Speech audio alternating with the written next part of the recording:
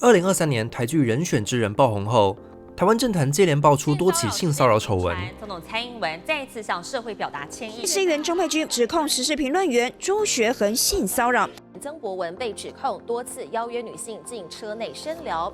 再延烧到学术界、艺文界、演艺圈，每天都有好几起性骚扰丑闻爆出。台湾的 Me Too 运动时刻终于来临。李明聪遭到指控涉嫌上周更登上了国际媒体德国之声。The party of Taiwanese President Tsai Ing-wen is being shaken by a spate of sexual harassment allegations. 到底该如何看待今天的这场运动？又要如何理解性骚扰的问题根源？黄子佼的好男人形象一夕之间翻车。这场运动是否有机会带来台湾近20年来最重大的一次性平改革？网友就指控，在10多年前，他曾经在车上被强吻拍落。首先，让我们从 Me Too 运动中最常见的质疑开始：为什么受害者不在第一时间告发？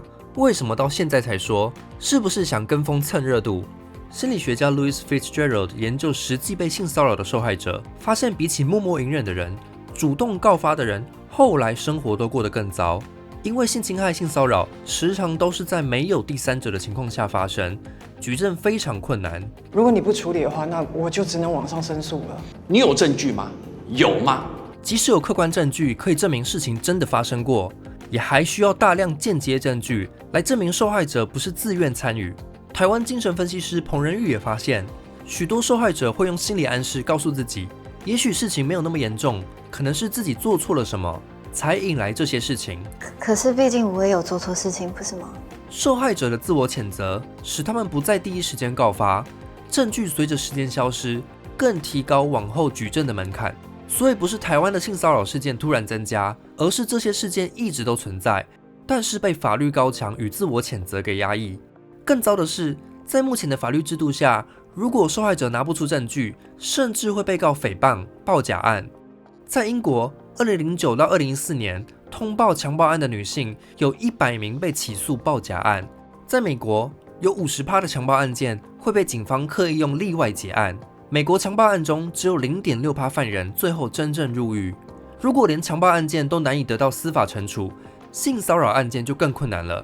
2017年，纸牌屋的男演员 Kevin Spacey 被指控性侵未成年男性，结果纽约法院驳回了这些诉讼。Kevin Spacey 胜诉，发言说自己会卷土重来，重回好莱坞。同样的，奥斯卡影帝 Jeffrey Rush 被 Me Too 后，对爆料的《每日电讯报》提告诽谤，结果在2020年被法庭判决 Jeffrey Rush 胜诉，《每日电讯报》还必须赔他200万美金。这些案件几乎是在告诉社会，法律是站在性骚扰者这边。你可以大胆骚扰别人，反正他们拿不出证据，你就可以告他们诽谤，他们还要赔钱给你。联系下律师，要发一篇声明稿，立场要坚定，有必要的时候我们就提告。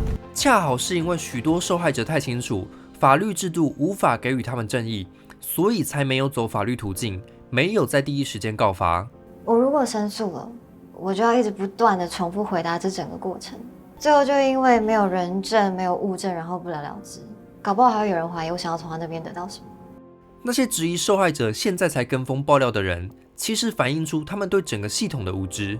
多数受害者根本在告发后得不偿失，早就对法律体制失去信心，最后被迫离开伤害他们的环境。他是整件事情里面最无辜的人，可是为什么最后离开的人都是我们呢？而且有些女性甚至是连离开的权利都没有。根据统计，台湾在2012到2018年有超过633位移工遭到性侵、性骚扰。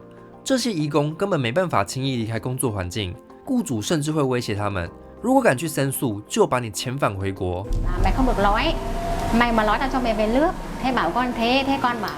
以前被迫离开、被晋升的都是性骚扰受害者，但 Me Too 运动出现后，让受害者知道他们不是孤零零的个体，个体的创伤原来也是集体的创伤。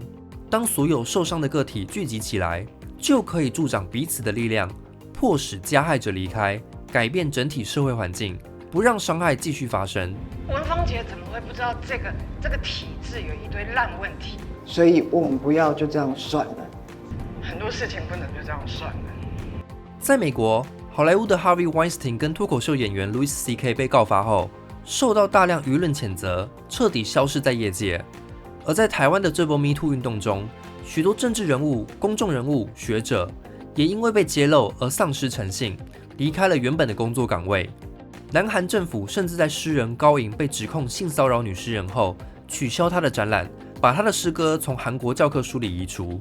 当既有的法律途径无法给予受害者公道时， MeToo 运动就成了让伤害显现、寻求正义的替代途径。所以有些反对声浪批评 MeToo 运动没有经过法律正当程序，会沦为暴民审判、网络公审。但是 MeToo 运动的本意本来就不是用网络舆论取代正当法律程序，而是要撑开一个空间，让被法律漏接的受害者可以得到喘息，让被不平等结构掩盖的社会现实可以被看见。那么是哪种不平等结构掩盖了这些事情？当受害者是弱势的性别、种族或是儿童时，他们的指控经常不被当作一回事。相反的，有权有势、公众形象良好的人说的话，则更容易被大众采信。小简是讲哦，伊是要摕迄个柜子里面的茶米，手无拄好，伊甲你回掉。但是雅静的是当事人啊，这件事应该要从他的主观感受来看。拍姐，我们当然是要尽量厘清、尽量客观了哈。要不然你也主观，他也主观。在这里，我们看到了哲学家 Miranda Fricker 所说的证词的不正义，因为听众的性别偏见偏向不相信女性受害者的证词。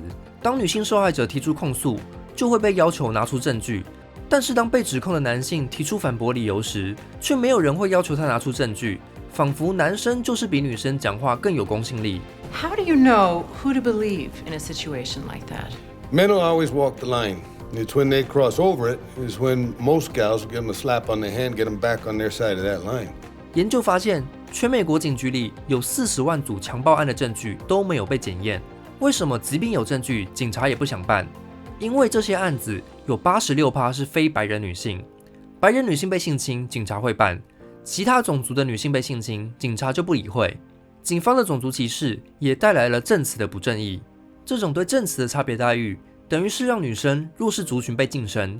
这就像父亲对待小女孩的态度一样，小孩讲的话只是胡言乱语，不用当真。爸爸可以用很多理由来搪塞小孩。他对爸爸有一种不正常的幻想，我拒绝过他好多次。但事实上，小孩因为还没受到父权体制的社会化，反而可以把事情看得更清楚，挖掘出父权体制的真相，就像荣之找出父亲隐藏的性羞辱秘密一样。相比之下，许多大人已经习惯了父权宰制，甚至会帮做错事情的男性辩护，找理由。爸他就是不太懂得人跟人之间的分际，他比较热情，所以容易被误会。你怎么知道我要说什么？但是那些不是误会，都是真的啊！他跟那个女助理的对话就是很奇怪。男人讲话就是这个样子啊！阿才叔常常在你不在的时候偷偷骚扰我，所以我才会你认输啊！如果你没有偷偷勾引他，他哪有那个狗奶缠着你？男生被MeToo后不需要提供证据，许多人就会自动帮他们说话。我相信他的为人，他怎么可能做出这种事？证词不正义的结果，就是大众集体陷入一种社会性无知。所以当 MeToo 事件连环爆后，许多男性都很震惊，原来台湾社会藏着这么多恶男。但是女生的反应却是不意外，早就听过各种传言，甚至自己也遭遇过。男性的特权就是不需要知道性别压迫的真相，也依然可以安然度日，而被压迫的女性知道社会的真相，却只能在私下流传，要避开哪个恶男。他妈的，真是死性不改耶！他之前在组织部就骚扰过女生了。在性别压迫的经验上，女性具有更多知识，比男性更了解社会现实的运作。所以 MeToo 运动就是让知道真相的受害者，透过集体行动来对抗证词的不正义。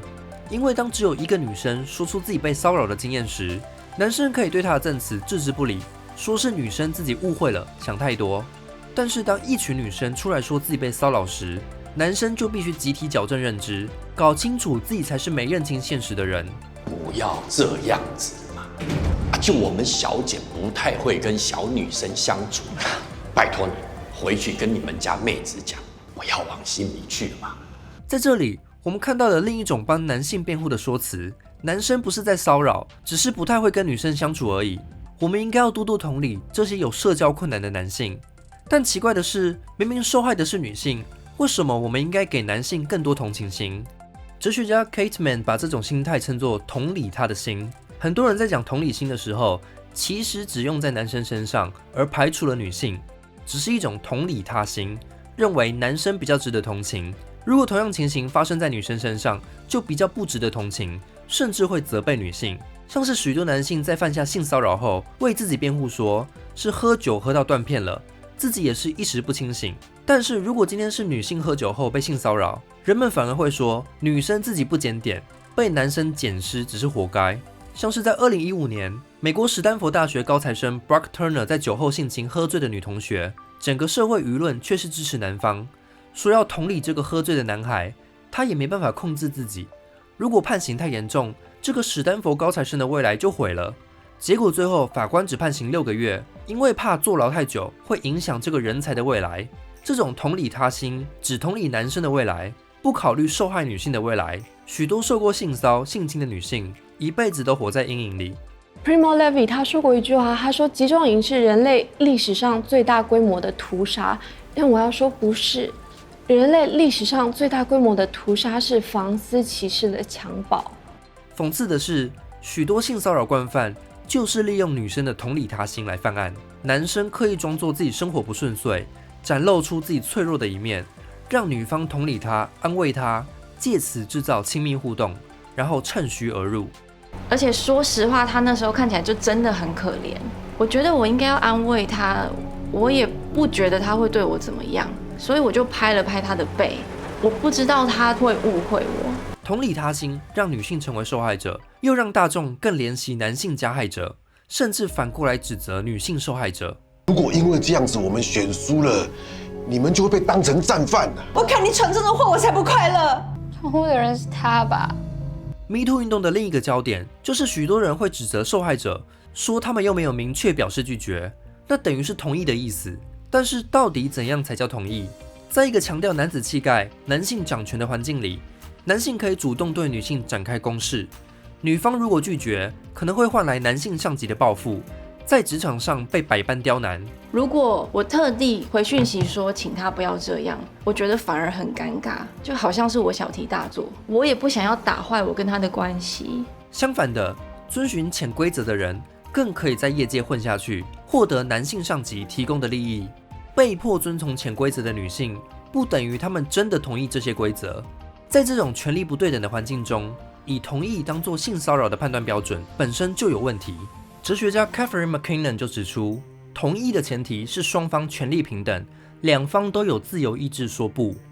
但是在男女双方权力高度不平等的职场、校园里，学生敢对老师说不吗？员工敢对有权势的同事、上司说不吗？要不要加赖？这样你下次东西掉了，我就可以第1秒钟通知你啊。我手机不在身上。等一下加。即便他们的自由意志渴望拒绝，但却难以设想直接拒绝的后果。不敢说不，不表示同意。职场跟校园的性骚扰事件会如此泛滥，就是因为不平等的权力关系扭曲了弱势者的自由表达。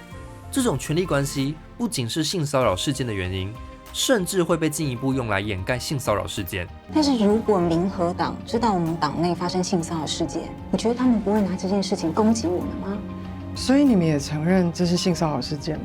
许多主管、上司早就知道是性平问题，却为了保住公司名声而掩护加害者。2015年的辅大性侵案，也是校园教授为了维护系上名声，反而保护加害者，对受害者造成2次伤害。这个受伤是真的，我相信那是真的，但是这个版本要怎么还原，也有可能你们当时是误读啊。这种权力关系不只出现在校园职场，更容易隐藏在亲密关系里，不被人发现。如果我没有爱上他，这一切根本就不会发生了。很多男生以为另一半没有说不，所以在爱情里都是你情我愿，但这忽视了，即便在爱情里，男性都具有特权。如果不给男生性满足，甚至允许他拍性爱影片，男方就可以指责女方不够爱他，女人就成了让男人不幸福的罪魁祸首，仿佛满足男人就是女人的责任。这种躲在亲密关系里的男性特权，预设了男人的性欲比女生的性自主更重要。但是在一段平等的爱情关系里，无论男女都应该有说不的权利。没有人应该活在恐惧当中。这么多年来，你的痛苦是真的，你失去的人生，你摧毁的信任，这些全部都是真的。所以张雅静，不要再觉得你没有资格为自己讨回公道。分析完了 Me Too 运动里的各种质疑后，我们可以进一步思考，身为男性，我们可以做什么？在欧美的 MeToo 运动出现后，许多男性决定打破沉默，表示支持。在社群媒体的贴文留言上标记 I believe her， 我相信她。男性不需要质疑受害者的说法，因为 MeToo 运动就是因为难以搜证，才转向社群发声。而我们能够做的是在情感上认可你的痛苦是真的，让受害者感觉到这个发言空间是安全的，不会被攻击、被怀疑。这种情感支持可以让更多受害者愿意说出自己的经验，而说出被压抑的真相本身就可以带来疗伤的作用。主动去相信受害者的说辞，也会让男性自身产生改变，因为这个行动本身就体现了你愿意聆听受害者的证词。你的行动就是在打破证词的不正义。我们甚至应该在这波 MeToo 风潮上，进一步改变父权文化里的性别不平等。哲学家西蒙波华就指出，在一个父权社会里，男生的性启蒙是发现成为男人就意味着成为一个猎人，会把妹的才是真男人，才够 man， 把不到妹的男生就是鲁蛇。父权文化把男人定义成掠食者，把女性当成猎物，达不到这种期待的男性，还可能因此心生怨恨，变成丑女人士，对女性施加暴力、言语歧视。相比之下，父权社会里的女性要承担的是被占有的恐惧，因为从女孩变成一个女人，就意味着自己成为了一个猎物。但是要如何改变这样的父权结构？让我们想想，在每天的日常生活中，性别压迫的行为是怎么被复制的。例如在校园里，充斥着男同学把身边的女性当成性幻想对象，男同学聚集在一起讨论周遭女性的身材样貌，如同在物色猎物一般。重点不是不能有性幻想，而是他们的行径是否让女生感到处在一个安全的空间，或是许多男性喜欢讲歧视言论、黄色笑话，认为这展现出自己是幽默的男人。手上拿龟的头，有眼睛呢，够水哦。太格贵，卖光53不？拍谁啊，美女？啊，组织部都是臭男生。男人跟女人比啊，我们躺下来比他们高一个头就行，就是彼此要舔。又白又漂亮的小腿。觉得女孩子好像比较漂亮，为什么呢？因为她都化妆好才会出门，不像我们台湾有些女性同胞会就直接上街下的。每次争议爆发后，问题总是错误的聚焦在这是我的言论自由，你们这些女人就是没有幽默感。真正的问题是，为什么有些观众会认为这类的笑话好笑？就从这位太太开始好了。今天回去之后，你帮我好好的来思考。我知道女儿在旁边没关系，今天晚上要怎么强奸她？答应我，答应我。然后这边那个爸爸答应我一件事情，你今天晚上回去之后，你好好来思考，你要怎么感谢我？不客气，不客气。I was with one really hot woman once, and she got very drunk and slept with me. And the next morning, I remember her looking down at me, and she was so horrified. And what? She just looked at me like, like she had felt like she had raped herself with me somehow. 当观众集体发笑时，他们其实就是在鼓励这种笑话继续存在于社会上，也就不经意地延续了父权对女性的压迫。刺猬最容易怀孕，因为它背上很多次。背上很多次啊！如果小男孩每天在日常文化里看到的男性都是这样，那么成为男人，自然就是变成像这样的人。查甫人在外口拼经济，查某人点点啦。改造父权的性别压迫，就是让所有人理解，不需要调侃、剥削女人、性少数，也可以活出有意义的人生。我们要厘清一个概念：女权、女性主义不是要攻击男性来获取权利。这个误解源自1969年，一群中产白人女性发表了 Red Stockings 宣言，宣称所有男人都是敌人。但是这种立场其实早就被许多女性主义者批评了。事实是，男生也会被性别压迫，也可能被性侵、性骚扰、被开黄腔。真正要改变的是父权结构，还有社会推崇的有毒的男子气概。女性主义不是要斗垮男人，相反的，每个人都可以是女性主义者。当我们集体去反思父权社会的压迫时，我们就是在发展女性主义者 Bell Hooks 所说的集体批判意识。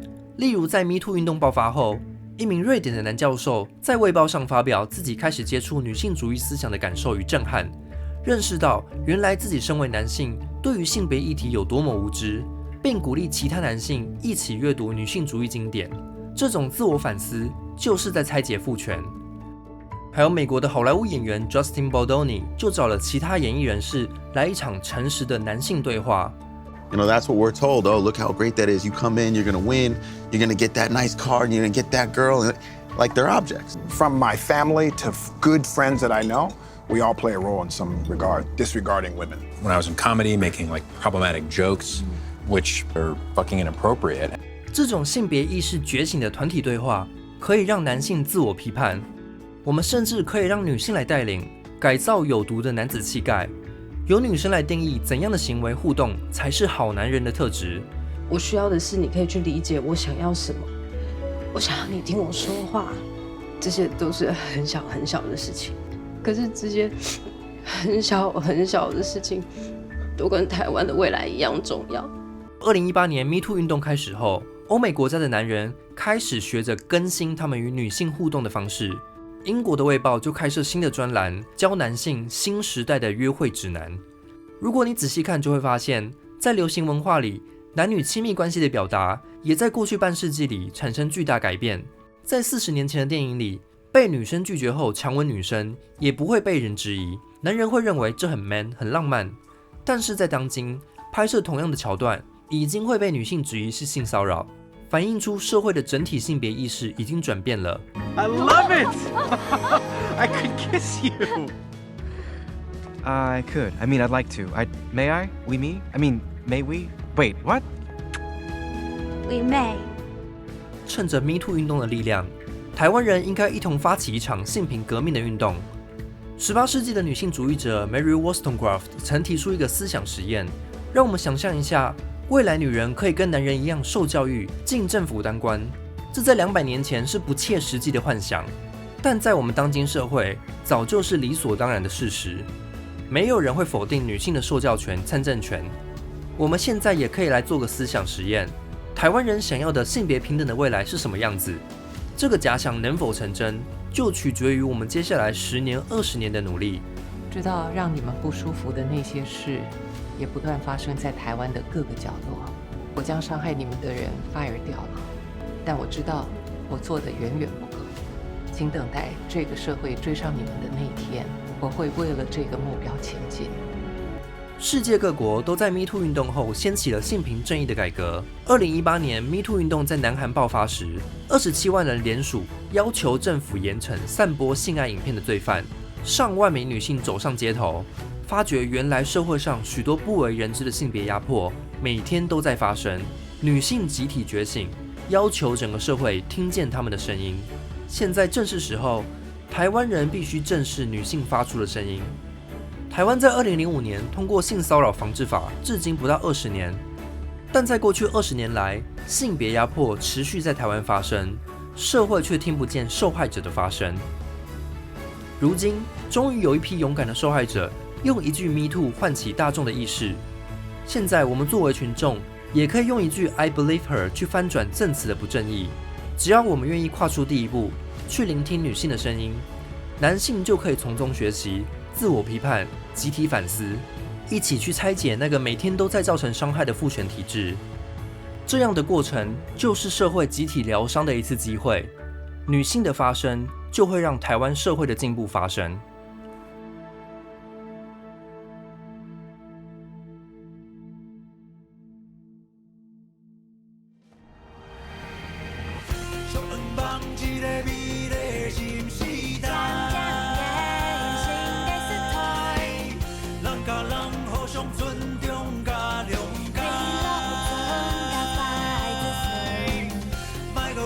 什么时阵